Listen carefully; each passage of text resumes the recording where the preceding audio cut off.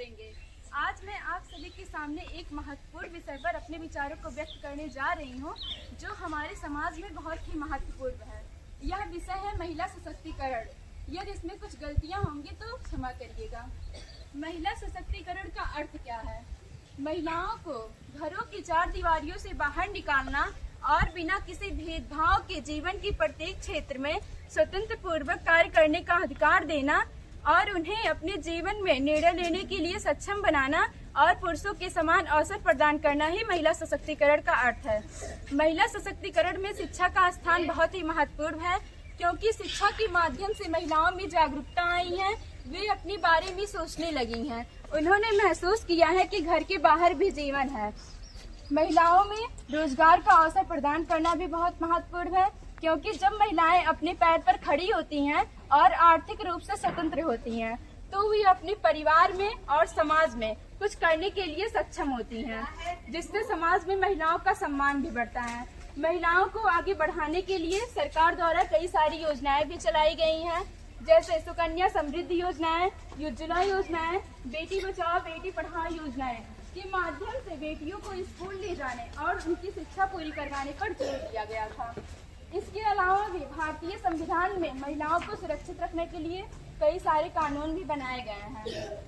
आज भी हमारे समाज में ऐसे तत्व शामिल हैं जो ये सोचते हैं कि एक बेटी बेटों के समान नहीं है। आज भी कई क्षेत्र में बेटियों को शिक्षा से वंचित किया जा रहा है। यह तब तक चलेगा जब तक समाज अपनी सोच नहीं बदलेंगी। आज मैं आप सभी के साथ उन महिलाओं के बारे में याद करने जा रही हूँ जो हमारे देश में अंतर्राष्ट्रीय स्तर पर नाम रोशन की हैं। जैसे सुनीता विलियम, जिन्होंने अंतरिक्ष में जाकर यह संदेश दिया कि एक महिलाओं की क्षमता का कोई सीमा नहीं होता। किरण बेदी, जिन्होंने यह साबित कर दिखाया कि एक सशक्त महिलाएं किसी भी क्षेत्र में बदलाव ला सकती हैं। हम कहते हैं कि जब एक महिला को सशक्त किया जाता है तो वे अपने पूरे परिवार, पूरे देश, पूरे समाज को सशक्त करती हैं।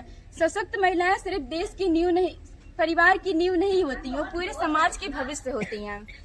इसके साथ मैं आप सभी को एक नारी के बारे में एक कविता सुनाने जा रही हूँ, जो मैं अपने एक्सपीरियंस से सीखी हूँ। क्या हूँ मैं, कौन हूँ मैं, बस यही सवाल करती हूँ मैं न्यारी हूँ, लाचारी हूँ, बेचारी हूँ, बस यही जवाब सुनती हूँ मैं जब बड़ी हुई, समाज की रस्मों को जाना पहचाना, तो मैं अपने सवालों का जवाब खुद में ही पाया। लाचारी नहीं, बेचारी नहीं, मैं बरसती चिंगारी हूँ, छेड़ो मत तुम जल जाओगे, मैं दुर्गा और काली हूँ, माता पिता की अभिमान हूँ मैं, इस देश की शान हूँ मैं न्यारी हूँ, इस देश की आधार हूँ। मैं बेटी हूँ, मैं न्यारी हूँ, मैं सीता हूँ, मैं द्रौपदी हूँ, ये पुरुषों की दुनिया ने मुझे कैसी नीयत दिखाई, ये पुरुषों की दुनिया ने मुझे कैसी नीयत दिखाई।